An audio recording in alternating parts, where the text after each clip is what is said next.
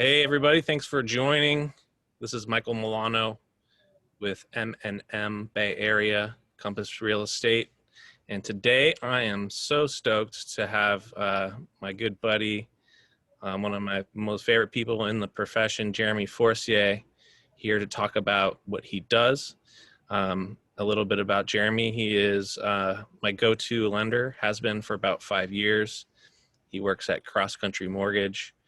Him and his team have helped countless clients of mine, and I've never had anything but great things as far as feedback go with Jeremy. So I wanted to just introduce you guys to Jeremy. Jeremy, hello. What's up? What's up, man? Thank you so much for having me. Honored to be here, man. You make it easy working with such a professional as yourself. So thanks for having me on. I say the same thing about you, dude. You guys are very easy to rely on, and you eliminate surprises. And I don't know if people that are watching this know what that means. So just walk me through what a first time home buyer looks like from your perspective, and how you navigate them through a really complex process. Yeah, so that's a great question. So first time home buyer, whether it truly is your first time buying or whether it's just been a long time since you've bought a home, I look at it exactly the same way because lots of stuff changes and it can be what seems like a very complicated process. But one of my philosophies is oversimplify, and it's one of my strengths. So trying to make things very simple or easy to understand is absolutely critical, I think, in the success of a relationship within a transaction. So first time home buyers, like, what do you need to know? Number one thing I always ask everyone that's looking to purchase a home is, do you have a monthly budget in mind from a payment perspective? And I know that seems obvious, but Michael, you'd be shocked as to no one has a budget. No one does like a budget every month and understanding how much money goes out and what's coming in. Some people do. They have an idea of a range maybe they want to stay in, but most people really don't. And the reason why that's the most important question when you're buying a house, whether once again it truly is your first time or it's just been a long time, is that it's really important to understand how that interacts with how much money you're going to put down. What is your lifestyle like? What are your spending habits outside of it? So you can make up a plan to be successful in that home ownership process rather than just going to the classic, my industry, which I hate sometimes, by the way, you're max approved to X. And they just give you this big number. And then guess what everyone looks at when they look at that, Michael? They go, that's the price that I should be buying because that's my max price. That could be totally wrong.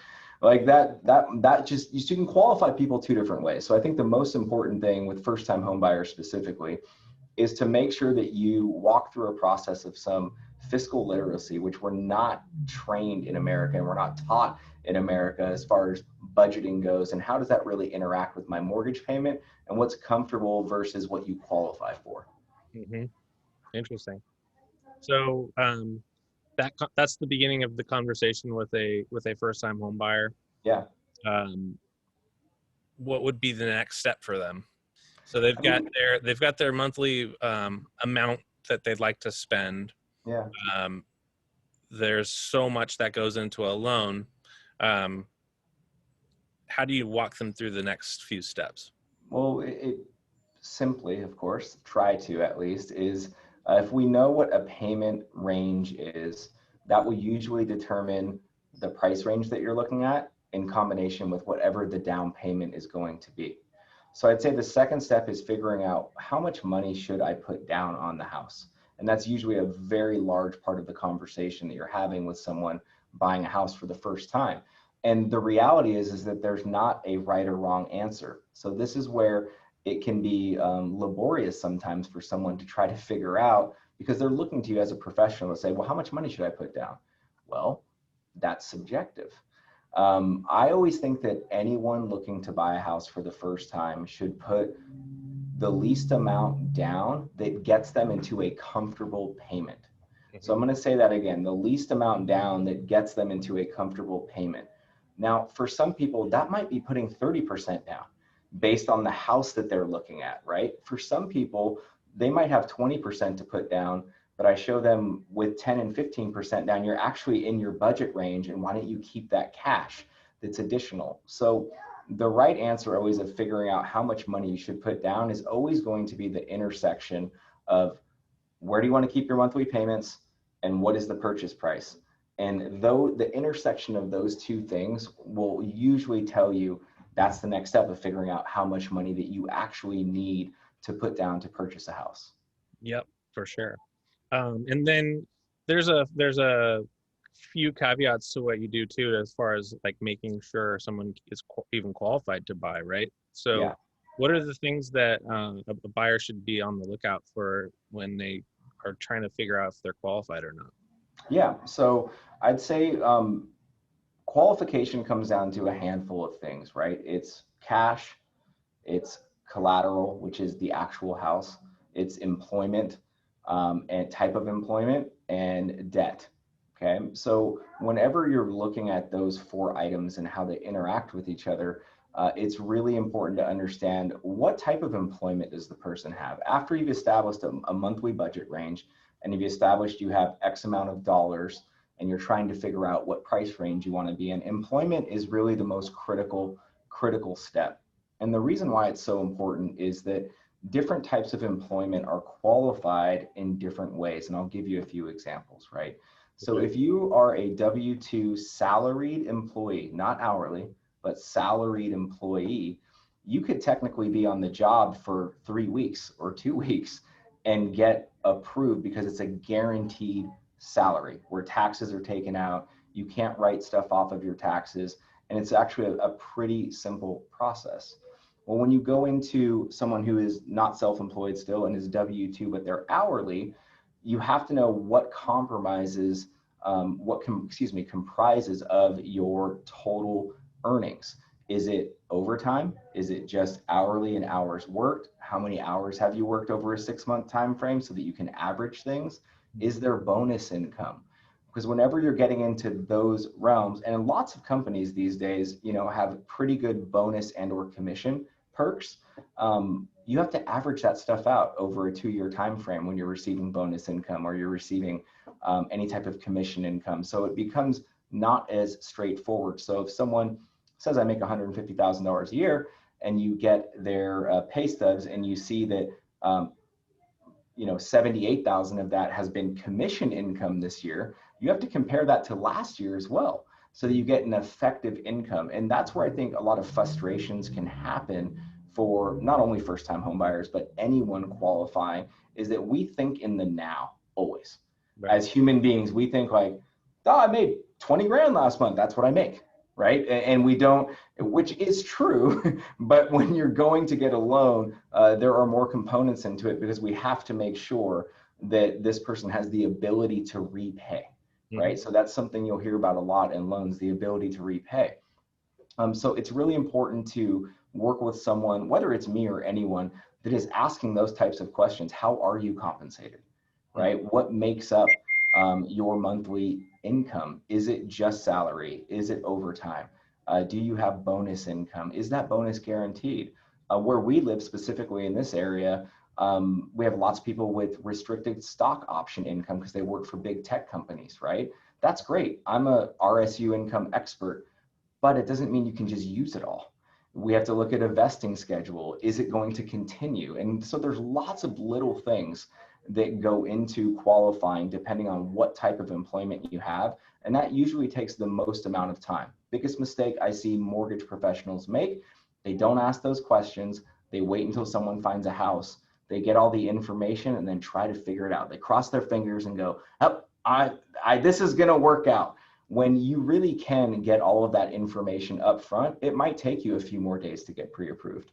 But if you do that hard work up front and partner with a mortgage professional that knows what they're doing, it eliminates so much heartache and headache throughout the process when you do find the right home.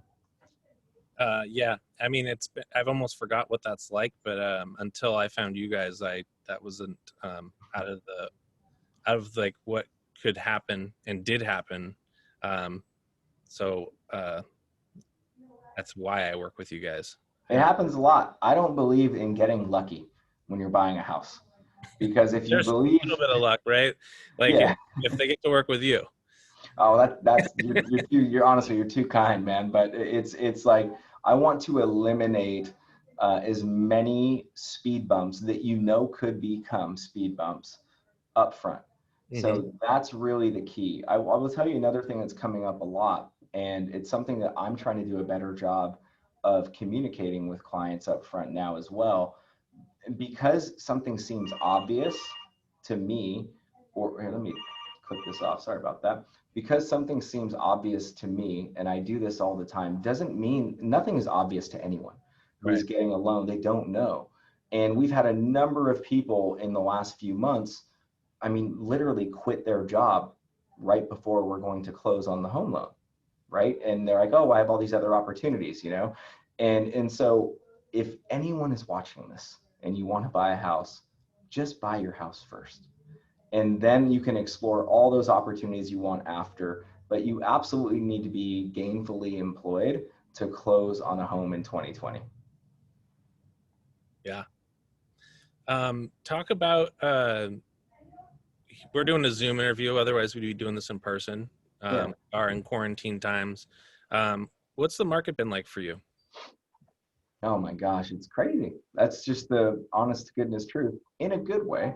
But the market is, and when I talk about the market, and for me, those are two different things. There's like the market that we all participate in, and Hmm. then there's always like your market, which is the clientele you work with, and you know how many loans you're doing, or how many real estate transactions you're doing, et cetera. So the market has been the craziest market I've ever seen, and I'm not talking about home prices. I'm talking about changes that Hmm. have happened in a very short period of time. So from the time that shelter in place started, which I think is the end of March or the middle of March or something like that, we had over 156 guideline changes in like a 6.5 week time frame. Wow. So that was crazy in itself on trying to navigate, give people excellent advice, and stuff was just changing every day. Loan programs being eliminated, pricing all up and down all over the place, rates all appearing to be extremely low, which they were and they are, but the cost of them wild swings on a day-to-day basis. Jumbo loans being, you know, extremely restricted during a 3 month time frame nationwide at all companies. So it's been the craziest market that I've ever seen from a demand standpoint. We had forbearances going on where people didn't have to make mortgage payments for 3 months, and that has unintended consequences on qualifying. So we had a lot of challenges. Um, Now, with that said, absolutely blessed. I mean, we've been busier than we've ever been by 3x in the last 5 months, Wow. which is great. But I think that the secret power and what we all need to take inventory on is to realize that just when you're doing good, that doesn't mean that everyone else is doing good. No. And that's one of the catch 22 sometimes of the mortgage business is Hmm. that typically rates are really low when things aren't good in the economy, when or there are some serious challenges going on within our economic system. So we're doing great. We're busier than ever. I love helping people. We're able to help more people than ever and give great advice at the end of the day and tell people don't do this, do this. Don't do a refi. It sounds like you really should look into forbearance. Do you know what forbearance is? Um, but ultimately, purchase transactions are through the roof. There's very limited, housing available on the market for the demand because essentially in the last year, people have they basically whatever you were pre-approved for, Michael, like a year and a half ago, you're Yeah. approved for $100 to $250,000 more right now, just from a function of interest rates going down and payments, qualifying payments being lower. So we're certainly really, really busy. We're having a lot of fun doing it, and its challenges are equally apparent and there. Now, I know the answer to this, but people watching might not. Um, you have a whole team behind you, so you're able to keep on top of all your files. I've never had anything like this um, get in the way of you guys having a really smooth process. Tell everybody about your team, Yeah. because that's something that I think is important to mention. Yeah, well, thanks. So let's see, almost 10 years ago, I started building my quote unquote team. And when I say team, I'm talking about support people that work with me that are assigned to clients. So it's always me plus one other person. So, I have 5 of those team members, right, that work for me. That way we can all manage more people. But it really wasn't about scaling at the beginning to manage more people. It Mm-hmm. was about making sure that individuals could get answers and didn't have to wait for me. Yep. So oftentimes, if you are a busy person and you're very scheduled, as I am, sometimes you might give me a call and it might be 3 or 4 hours till I'm able to get back to you because I'm in appointments with clients giving them undivided attention. Well, having this team and building it out over time allows for maybe them to get back much faster if I can't, and they're just as skilled and knowledgeable as I am on the loan process and where things are at. So when we originally built the team, it was really just to cater more to the clients, to not have to wait, to make sure they can get answers, they can do screen shares, that they have someone else that they can connect with as well outside of me, and they didn't feel like they were being ignored, because that's the last thing I would want to do to any client, is make them wonder what's going on. So I have Mm-hmm. an amazing team of people. I have 5 production partners that manage kind of this little pipeline process that we're talking about. And I did it all wrong for a long time. And when I was first building it out, I didn't you're figuring things out, right? And we used to have loans being handed off at different milestones to different people, and just that was just too many handoffs. Mm-hmm. Created a false narrative a lot of times for consumers where they thought they were just being handed off, when we were just trying to create a very simple, streamlined process, like a conveyor belt, so to speak, to be efficient for them. But the emotional part is what I've learned is that everyone needs a go-to person. So So creating this system isn't about me not doing work.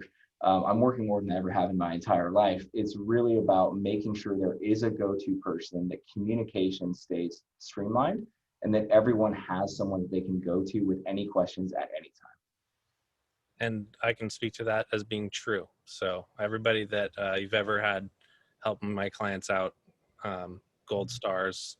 They're good people, Up. man. They're good people. They are. You've done a great job of getting the best, really, Thank you.